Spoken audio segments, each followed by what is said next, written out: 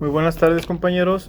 Nosotros somos el equipo número 8 y en este caso nosotros le vamos a hablar sobre el artículo 28 que trata de los no deducibles.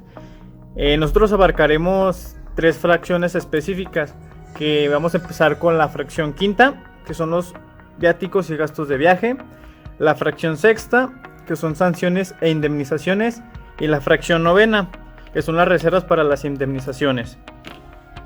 Bueno, en este caso yo les voy a hablar sobre la fracción quinta. Esta fracción, como les había comentado anteriormente, trata de los viáticos y gastos de viaje.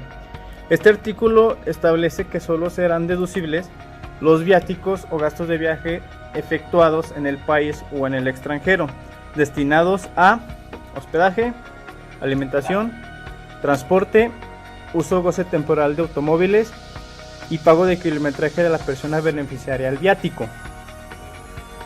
Cabe destacar que siempre y cuando se aplique fuera de una faja de 50 kilómetros a la redonda del establecimiento del contribuyente.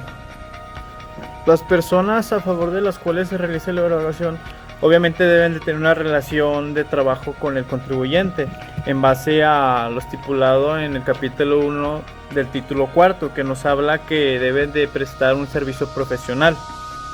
Los gastos a los que se refiere esta fracción deben de estar amparados con un comprobante fiscal, un CFDI, ya sea en territorio nacional. Hablando de territorio extranjero, con la documentación comprobatoria, ya sea un invoice o algo que te compruebe que hiciste esa erogación. A nosotros la maestra Claudia nos pidió que realizáramos una tabla con los importes deducibles diarios de estas erogaciones de las cuales les estoy hablando.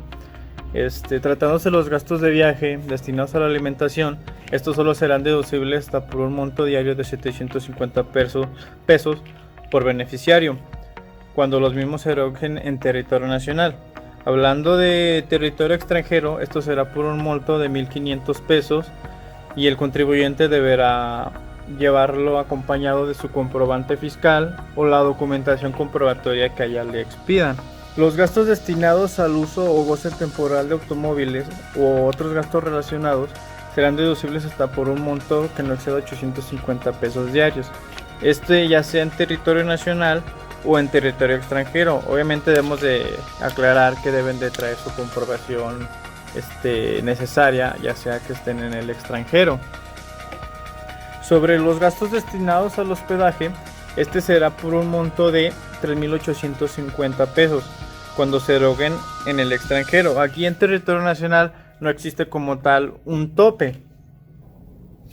Cuando el total o una parte de los viáticos o gastos de viaje con motivo de seminarios o convenciones efectuados en el país o en el extranjero formen parte de la cuota de recuperación que se establezca por tal efecto y el comprobante fiscal o documentación comprobatoria que los ampare no se desglose el importe correspondiente a tales erogaciones, ojo, solo serán deducibles de dicha cuota una cantidad que no exceda el límite de gasto de viaje por día destinado a la alimentación o a que se refiere la fracción.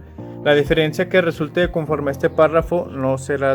Toca el artículo 28, fracción sexta, donde nos habla sobre la indemnización y las penas convencionales. Dice que las sanciones, las indemnizaciones por daños y perjuicios o las penas convencionales podrán deducirse cuando la ley imponga la obligación de pagarlas por provenir de riesgos creados, la responsabilidad objetivo, caso fortuita, fuerza mayor o por actos de terceros, salvo que los daños y los perjuicios o la causa que dio origen a la pena convencional se hayan originado por culpa imputable al contribuyente. Para entender un poquito más esta fracción, tenemos que tener en cuenta que es una indemnización y que es una pena convencional. Para esto, una indemnización podemos entenderla como la compensación, pago de retribución por el perjuicio causado a una persona. Por ejemplo, un chofer de una empresa va a exceso de velocidad, atropella y causa la muerte de una persona. Por tal motivo, la empresa tiene que pagar una indemnización que la ley contempla. Sin embargo, por ser originado por culpa imputable al chofer de la empresa, el pago sería no deducible. Ahora, el mismo caso, pero se comprueba que el chofer atropelló a la persona no por descuido, ni por exceso de velocidad, sino que la persona cruzó imprudentemente la calle y ocasionó el accidente. Y el chofer pues no pudo frenar. Mientras se aclara, el chofer está detenido. La empresa tendrá que pagar una indemnización y al no ser culpable e imputable, al contribuyente será deducible. Este es el caso de una indemnización. En el caso de una pena convencional, esta es una obligación generalmente de dar una suma de dinero accesorio de otra cuando ésta se incumple por el deudor. Resulta exigible aquella porque así lo han de acordar las partes. Generalmente se observa una cláusula en el contrato. Se debe aplicar cuando causas imputables al proveedor o prestador de servicios. La entrega de los bienes se hace con atraso o incumple con el inicio de la prestación del servicio. Un ejemplo de esto es cuando un contrato de obra se estipula que si la constructora no cumple con la fecha de entrega de la construcción de algún edificio o alguna casa o alguna construcción cualquiera, esta tendrá que pagar con pena convencional la cantidad, no sé, de 5 millones de pesos. La constructora, por no haber organizado sus tiempos, no entrega la obra en el tiempo estipulado y tiene que pagar la pena convencional. Como fue imputable y por culpa de la constructora no podrá ser deducible esta dicha pena. Y un caso diferente sería cuando, si en un mes antes de terminar la obra viene un huracán o alguna causa del ambiente y por causa de la fuerza de esta causa que la obra tenga algunos daños considerables, ocasionando que la constructora no termine en el tiempo estipulado. En este caso, la pena convencional que tenga que pagar la constructora sería deducible, debido a que incurrió en la pena convencional por causas de pena de fuerza mayor. Ya teniendo en cuenta que viene siendo una indemnización y una pena convencional, pues este artículo nos menciona más que nada que se podrán deducir cuando la ley imponga la obligación de pagarlas por prevenir de riesgos creados, o sea, responsabilidades objetivos, causa fortuito, fuerza mayor o por actos de terceros. Entenderemos que caso fortuito pues proviene de la intervención de las personas, o sea, una devaluación, una burbuja financiera, etcétera, etcétera.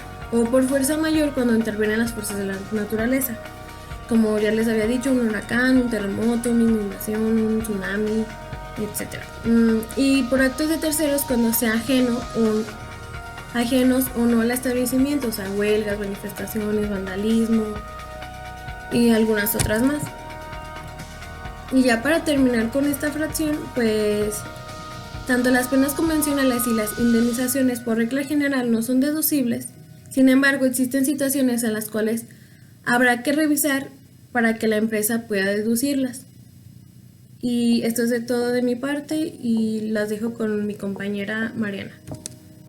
Buenas tardes, compañeros. A mí me tocó exponer la fracción novena del artículo 28 de la ley del ISR, la cual nos habla de las reservas para indemnizaciones y antigüedad. Las reservas que se crean para indemnizaciones al personal para pagos de antigüedad o cualquier otra de naturaleza análoga, con excepción de las que se constituyan en los términos de esta ley. Es decir, las provisiones. Por ejemplo, si hago un ahorro como empresa para que posteriormente pueda yo liquidar a los trabajadores cuando ese momento suceda, todo ese dinero que se separa o se retira del banco, lo pueda estar yo ahorrando, esas salidas no son deducibles, pero será para un gasto futuro, serán deducibles hasta el momento que se pague con la reservas de deducibilidad que se establezca en la misma ley del impuesto sobre la renta. Y bueno, eso es lo que yo entendí por el artículo, fracción novena del artículo 28 de la ley del ISR.